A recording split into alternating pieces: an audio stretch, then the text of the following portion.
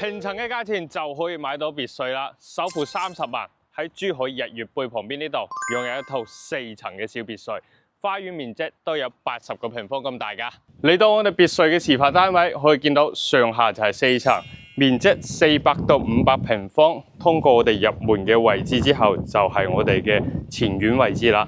前院大概就有30個平方。好。再通過前院之後，就通過入戶玄關鞋櫃嘅位置做好晒俾你嘅。